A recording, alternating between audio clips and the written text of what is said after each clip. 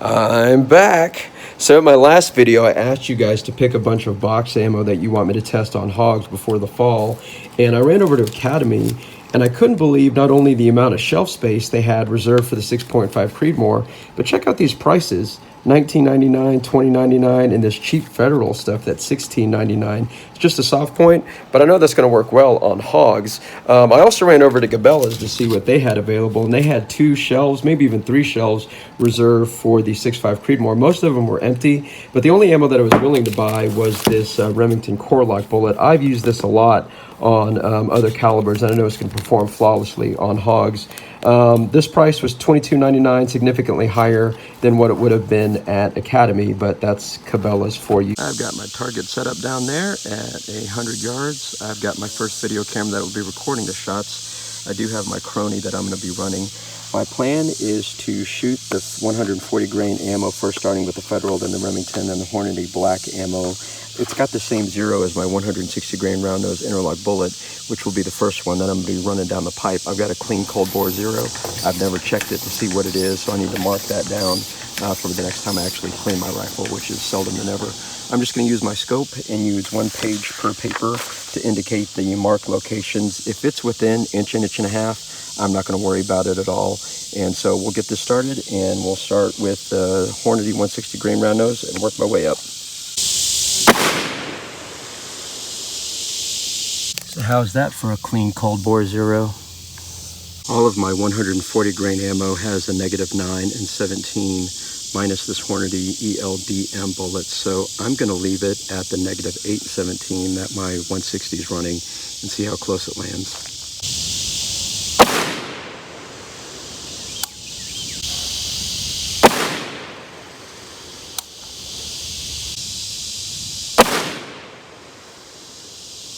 Okay, I've made an adjustment to the Y, meaning the vertical, to -7 and 18. We will try the Core-Lokt first.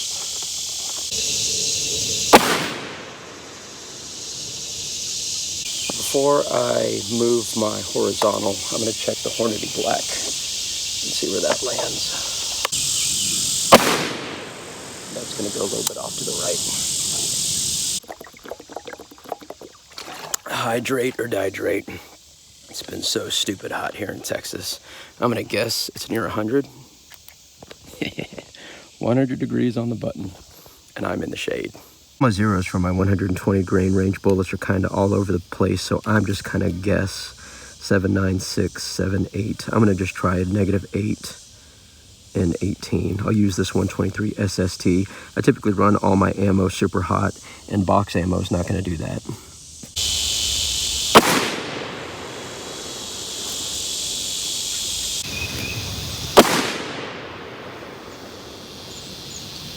Ammo for you. That's my first shot. That's my second. So not surprised you get that kind of spread, but doable for a hog.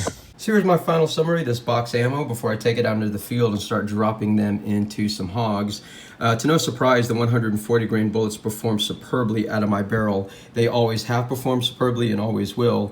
If you were to take these 2 bullets, which is the top one's the Remington, this is the Hornady 140 grain, and lined it up vertically with the Federal, that would be easily 1 MOA group. And once I made the adjustment, it dropped down. The black was definitely within 1 MOA.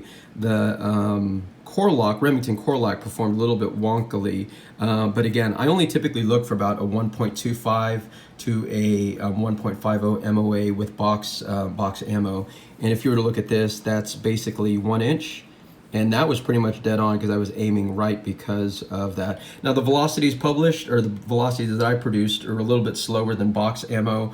I only have a 20-inch barrel, and I'm pretty certain these guys were either using a 24, if not a 28-inch barrel. Now, when it came to the Winchester 125 grain ammo, I knew I was probably going to have a little bit of problems with this. My barrel likes 120 to 123 grain ammo, and once you got into 125, it opened up quite a bit. This was my first shot, and if you were to compare it to this chart, it was probably more closely to here, so that's still sub-MOA accurate for my first shot. But once my powder warmed up for the second shot, it shot 2 MOA high, and I think this is more justifiable, so that's about 2 MOA. No matter what, that's still hog accurate for the distances that I typically like to hog hunt. So you guys need to tell me, which bullet do you want me to use? I'm probably not gonna get out hog hunting until maybe Tuesday or Thursday of next week. So tell me which ammo you want me to use, and the highest vote will get out into the field and will kill us a pig, hopefully.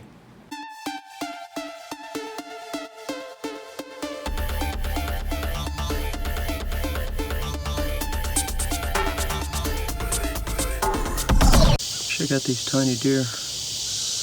Those are the smallest ones I've ever seen. Still got the spots.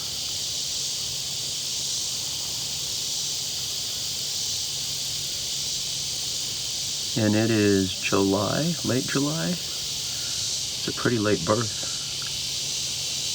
Uh-oh, what are the babies gonna do?